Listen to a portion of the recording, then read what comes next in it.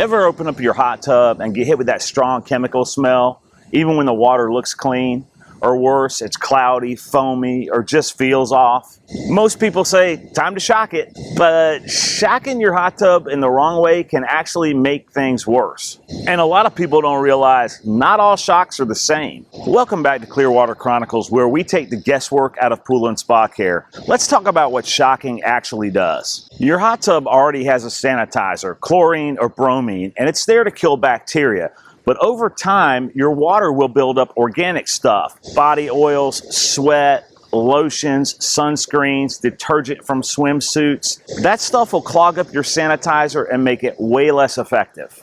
Now, even though in the video I'm standing here at a built-in spa, the same issues come up in portable hot tubs. And honestly, that's where I see people run into the most trouble with shock treatments. A lot of people reach for traditional chlorine shock at this point, and while that can work, it's not always the best option, especially if you're using bromine as your primary sanitizer. Chlorine shock adds a heavy dose of free chlorine to the water, which can throw off your bromine levels, spike test readings, and bring back that strong chemical smell most people are trying to avoid. You can smell it! In bromine systems, it can cause short-term confusion in your balance and make it hard to tell what's really going on with your water. Even if you're using chlorine, overshocking can cause side effects like eye and skin irritation, an overpowering bleach smell, and it can even contribute to combined chlorine buildup if there's not enough oxidation happening. Basically, you're stacking more sanitizer on top of unoxidized waste. And instead of solving the issue, you can actually make it worse.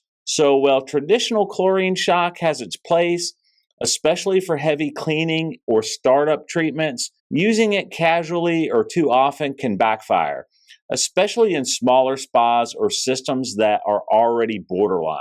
This is where an oxidizer comes in. Shocking your pool with the right kind of product burns off those contaminants and helps your sanitizer get back to work. If you're noticing cloudy water, that locker room smell, or if your sanitizer levels seem fine but the water still seems off, it's probably time to shock it. Now, here's what I'm using to do that job right today. It's a non-chlorine spa shock that works alongside your existing sanitizer without adding additional chlorine or bromine to the water. Quick heads up, this product was provided by Aquadoc, who also sponsored this video.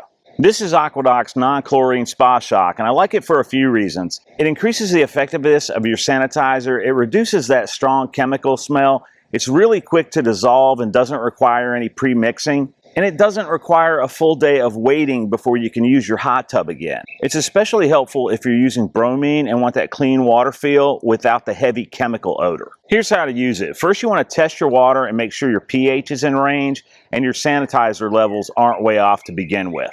First, you're going to want to turn your jets on and keep your cover off. Next, you're just going to open it up, which is super simple now because they've improved the lid and all you got to do is just squeeze and turn.